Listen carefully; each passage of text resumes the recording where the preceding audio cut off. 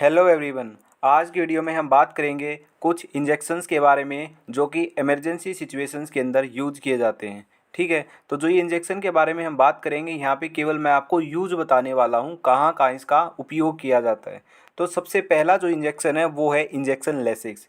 तो injections Lasix का use किया जाता है हाइपरटेंशन को ठीक करने के लिए, यानी कि हाई ब्लड प्रेशर को ठीक करने के लिए इसका यूज़ किया जाता है।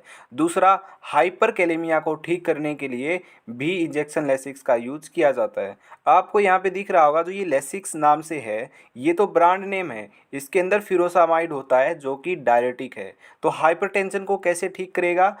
इंजेक्शन जो लेसिक्स है वो यूरिन की आउटपुट को बढ़ा देता है, तो जिसकी वजह से जो हाई ब्लड प्रेशर होता है वो नॉर्मल लेवल पे आ जाता है। ठीक है, तो नेक्स्ट हमारा इंजेक्शन है इंजेक्शन एट्रोपाइन। ये यूज किया जाता है ब्रेडिकार्डिया को ठीक करने के लिए यूज किया जाता है। ब्रेडिकार्डिया का मतलब होता है लो हार्ट रेट। किसी व्यक्ति की अगर हार्ट रेट लो हो जाए तो उसको नॉर्मल लेवल तक लाने के लिए यूज किया जाता है इंजेक्शन एट्रोपाइन। ठीक है, तो ब्रेडिकार्डिया के अंदर यूज करेंगे। दूसरा यूज है इसका, अगर किसी व्यक्ति को ऑर्गेनोफॉस्फेट की पॉइजनिंग हो जाए तो वहाँ पे इसको एज एंटीडोट भी यूज किया जाता है। तो ये दो यूज होते हैं इंजेक्शन एट्रोपाइन के। नेक्स्ट हमारा इंजेक्शन है इंजेक्शन एड्रीनालाइन। कार्डिक अरेस्ट के अंदर इसका यूज किया जाता है। सुपरफिशियल ब्लीडिंग को कंट्रोल करने के लिए इसका यूज किया जाता है और अस्थमा के अंदर भी इसका यूज किया जाता है। अब अस्थमा के अंदर बताता हूँ, यहाँ पे एक पॉइंट आपको याद रखना है। अस्थमा के अंदर अगर किसी पेशेंट को अस्थमा है, ठीक है, और उसका ट्रीटमेंट चल रहा है और ये देखा गया है डॉक्टर के द्वारा कि उस पेशेंट के अंदर कोई भी दवाई काम नहीं कर रही है, किसी भी दवाई के माध्यम से अस्थमा उसका ठीक नहीं हो रहा है, तो जब अदर जो ड्रग्स हैं वो इफ़ेक्टिव नहीं रहती है तो उसके बाद इंजेक्शन एड्रेनालाइन यूज़ किया जाता है अस्थमा के अंदर, पहले नहीं यूज़ किया जाता है। ठीक है, जब अदर ड्रग्स इनइफेक्टिव हो जाती है उसके बाद ही अस्थमा के अंदर इंजेक्शन एड्रेनालाइन का यूज किया जाता है। ठीक है, नेक्स्ट हमारा आता है इंजेक्शन इंजेक्शन नोर एड्रेनलिन। इसका यूज किया जाता है लो बीपी को ठीक करने के लिए।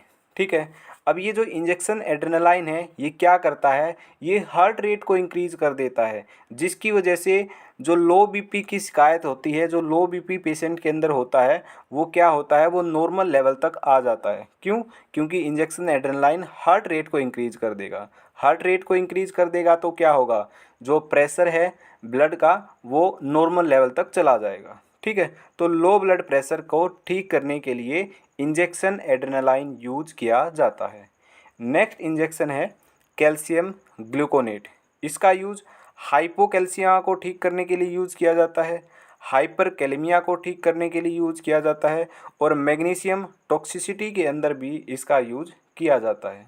ठीक है, नेक्स्ट देखते हैं। देखिए, नेक्स्ट इंजेक्शन पर जाने से पहले मैं आपको ये बात बता देता हूँ, ये जो इंजेक्शन के बारे में मैं आपको बता रहा हूँ इसमें मैं केवल आपको यूज़ बता रहा हूँ। ठीक है, ना तो मैं आपको इसकी डोज बता रहा हूँ और ना मैं इसका रूट बता रहा हूँ किस तरीके से लगाना है, आईएम लगाना है, आईवी लगाना है।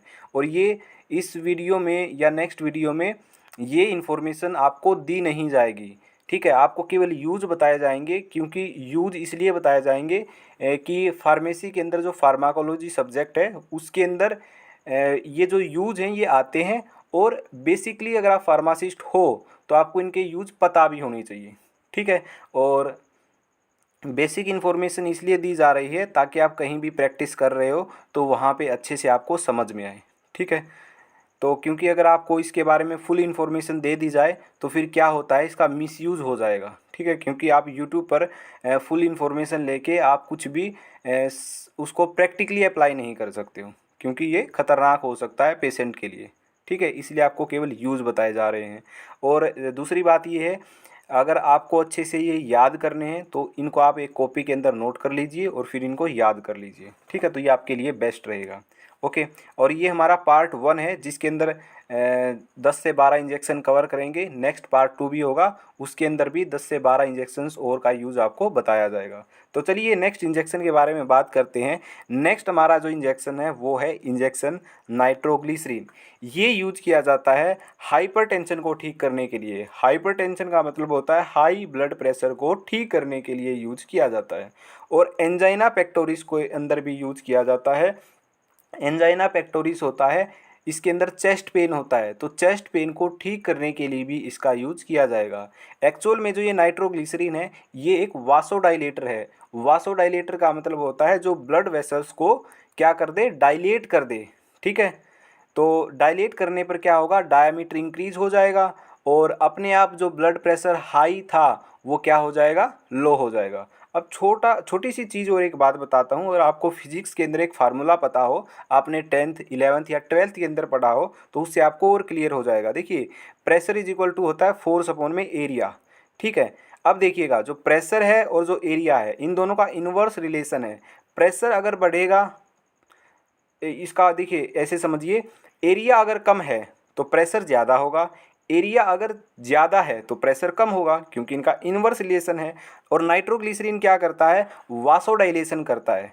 वासोडाइलेशन का मतलब है जो डायमीटर है ब्लड वेसल्स का उसको बढ़ा देता है। डायमीटर का मतलब क्या होता है, एरिया, तो एरिया क्या है, बढ़ा देता है कौन, नाइट्रोग्लिसरीन। अगर एरिया बढ़ेगा तो प्रेशर क्या होगा, डिक्रीज होगा। तो हाइपरटेंशन को इस जो ये पूरा कॉन्सेप्ट बताया इस तरीके से ये ठीक करता है। ठीक है, तो हाई ब्लड प्रेशर जो हुआ होता है उसको नॉर्मल तक लेके आता है। ओके, तो आपको ये याद रखना है नाइट्रोग्लिसरीन एक वासोडाइलेटर है। साथ के साथ आप ये सब कॉपी में नोट करते चलिएगा, क्योंकि कुछ इन्फॉर्मेशन स्लाइड पे आपको दिख रही है और कुछ इन्फॉर्मेशन आपको मैं बोल कर बता रहा हूँ। ठीक है, तो सब कुछ आपको नोट करनी है अगर आपको अच्छे से सारी चीज़ें याद करनी है तो।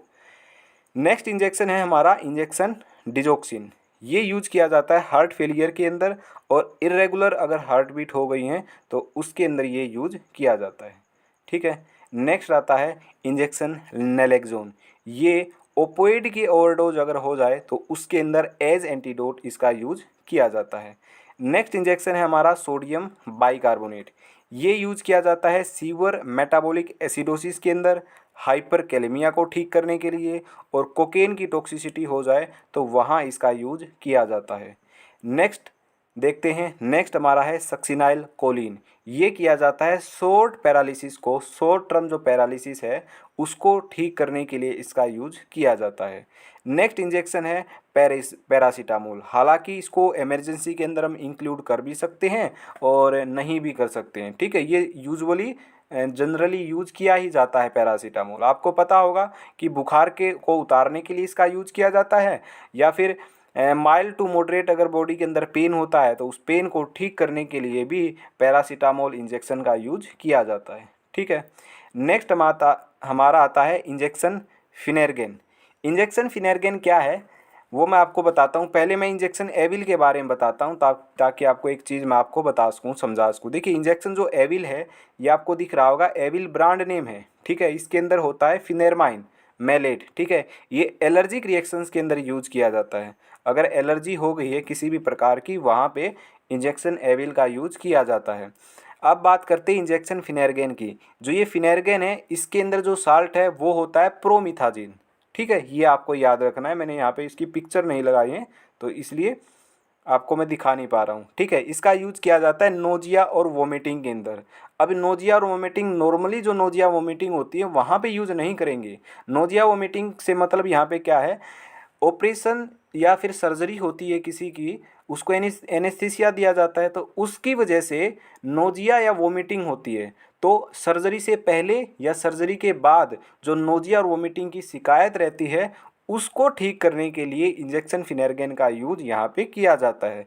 और सीवियर एलर्जिक रिएक्शंस अगर हों तो उसके अंदर भी इंजेक्शन फिनेरगेन का यूज किया जाता है। ठीक है, नेक्स्ट हमारा इंजेक्शन आता है डोब्यूटामाइन। इसका यूज किया जाता है सेप्टिक शॉक की वजह से, अगर हार्ट फेलियर हो गया तो उसको ठीक करने के लिए यूज किया जाएगा। और CHF यानी कि कंजस्टिव हार्ट फेलियर के अंदर भी इसका यूज किया जाता है। ठीक है, नेक्स्ट हमारा इंजेक्शन आता है इंजेक्शन अमियोडेरोन।